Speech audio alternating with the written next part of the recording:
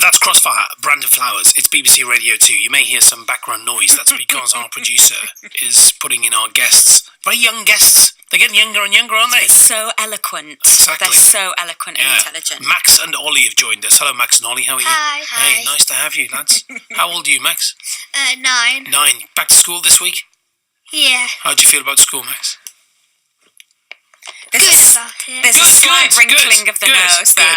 What about you, Ollie? You looking forward to school? No. Right, okay. Ollie's straight in there with What's it like the night before school, lads? What's it like? Is it tough? After having 6 weeks off? If you just... Yeah, a bit. After you've had 6 weeks off. Yeah. But you're looking forward to going back, aren't you? New pencil cases, that's all I'm interested in. New pencil cases, new bags. Best bit. Cool. It's the best bit in it, a new pencil case. I love that. Well, Max and Ollie are here because they are with Pete McLeave, our charity champion. Max is Pete's boy and Ollie's a mate who's coming to see us at Radio 2. Pete, good morning to you. Good morning, guys. Very nice to see you once again. Now, you may remember, Pete, because he didn't want your money, he wanted you to be screened to see if your stem cells could help someone like him living with blood cancer. Estimated that someone is diagnosed with blood cancer every 20 minutes, and while the disease can be treated, it cannot be cured. Now, Pete, remind us what happened. You were on Good Morning Sunday, then you popped over to see our colleagues at BBC Breakfast. What happened? Well, you guys turned the dial up to number 11, as I recall. So I know you, Kate, tried to register at the same time as after we just spoke, and the website basically died a death. So I had some mates trying to panic trying to get it back up and running. So you managed to crash the website, which is great. But after that, it went stratospheric. So the aim was to get... Literally today, we started the campaign on the 1st of September 2018 with the aim of getting 10,000 new stem cell donors signed up by today. And we are literally, I think we're about 220-ish shy of 30,000 now, which is amazing. And it all started here. No, it all started here. Literally, after we'd spoken, your listeners literally destroyed the website, which is precisely what we're looking for. So in a nice way. In a nice way, yeah. So, but anyway, 10,000donors.com has just gone from strength to strength. You know, I've spent the last year campaigning to get more people signed up, but also aware, and that's become the key to the message now. It's not just signing up. Obviously, I'd love for everybody to sign up and become a registrant, because it doesn't cost you anything. I'm not asking for money, and it takes a cheek swab. That's all it is. But it's about education as well, and I've basically expanded my network as far as I can do, and it's all about scale. And this is why these opportunities are so great, because when you've got the scale of engagement and interest, and people are educated, and they understand what they're signing up for and what we're asking of them, that is what's going to take the current pitiful 2% of the UK population on the register to 5 to 10 to 20 to 99%. You know what? When we get there and we've got a global representation, a diverse representation on that register, it means that I can stop doing this and I can go off and do some more useful with my life. And people, if they do get a diagnosis like I have, don't have to go out there and chase their own donor. But it's been amazing, and our new target is 100,000, and so hopefully in a year's time I can come and chat to you and say we've got 100,000, now we're going for 1 million. That's amazing. Now, just reassure us, because it's a painless process, isn't it? Being screened to see if you're a donor. It's just a cheek swab. Yes. In an envelope, and then if you're a match, what happens next? So if you're a match, then you'll get a phone call from the charity, and it's basically all your expenses are covered. It costs you nothing. You'll go to one of the private clinics. There's one in Sheffield, there's one in London, and there are two methods of donation. In 90% of cases, it's like donating blood. It takes a little bit longer, about 4 to 5 hours, but you're looked after by some amazing professionals. You get loads of tea, cakes, Netflix, whatever you want to watch, and then you go home and your stem cells will grow back. You've got millions now as you're sitting listening to this, having your cup of tea, and they'll grow back and you'll be none the wiser, but you have saved a life. You've potentially changed, you've changed the course of someone's existence, which is quite a phenomenal thing to say when, you've got medical professionals who spend years learning to do this, and yet right now, you can go to 10,000donors.com, you go to dkms.org.uk and ask for this swab kit, and it gets sent to you. You don't have to do anything but spend the 3 minutes to swab, and then you send it back, and then you're done. But it is simple, painless. isn't it? It's simple, it's painless. That's the thing.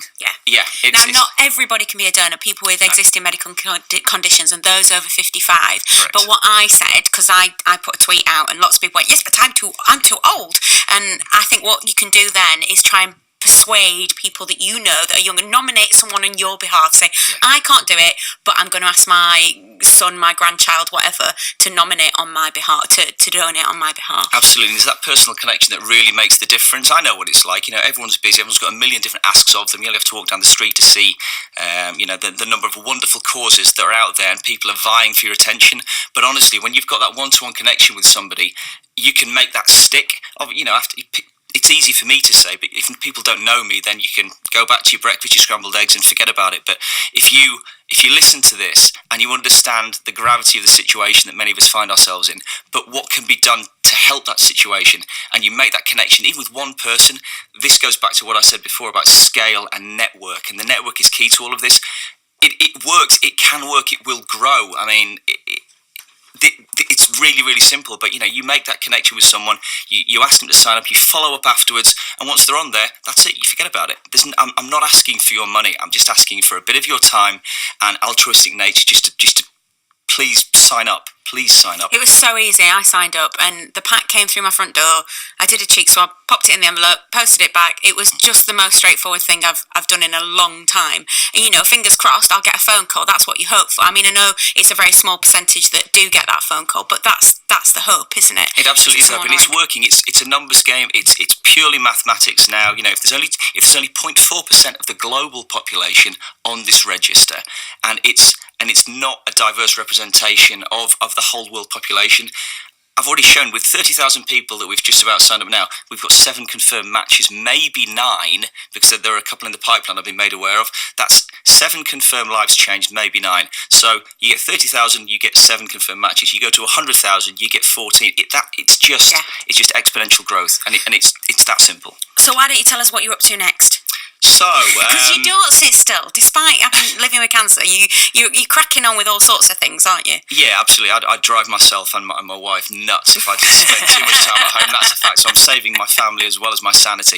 No, it became very clear to me that I'm not asking for your money. Obviously, it's nice you got a couple of quid down the back of the sofa, but my campaign isn't about that. So I'm trying to raise money in different ways, and in a couple of days' time, I'll be embarking on the Crumball Rally, which is if you heard the Gumball Rally, that's where you got these multimillionaires who've taken their nice cars around Europe. Well, I'm more aligned to the Crumball Rally, where you can't spend more than £200 on a banger.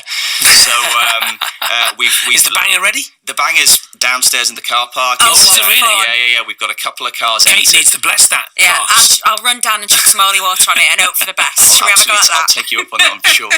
So we've managed to sell off all the panels of the car to businesses, and they're sponsoring, sponsoring the charity via this event. Yeah. So we've raised about £25,000 so far, which was actually the target, which is great. And all of that money is going towards DKMS. I'm just trying to square the circle, if you want, in terms of what it's cost to get 30,000 people signed up so far. And we're going to be taking the car via the Italian job route, so move the Italian job through Switzerland, Italy, and down to Monte Carlo. And then I'll be taking my car all the way up to Germany to go do some promotional work, because DKMS are a German charity. So the race finishes officially for me in Cologne at the DKMS headquarters. Excellent. And no blowing the doors off. No blowing the doors off. But what I'm hoping to do, or what I am doing, I'm going to be taking the car to the Nürburgring and racing around the Nürburgring, get some good footage and shots there. So it'll be a bit of fun. The last couple of years have been challenging on a number of different levels, but this is the first time where I've been able to actually plan something and not get dragged back into the hospital, and look forward to something with a bit of fun. Obviously, the underlying cause is to raise awareness and to raise, some funds for DKMS, the charity.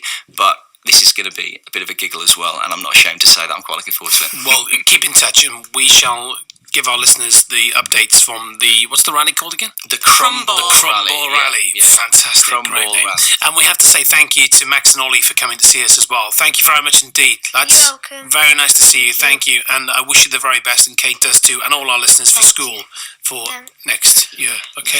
Thank you. Work hard. Thank you. Work hard and do your homework. Thanks, Pete. Thank you, guys. Thank you.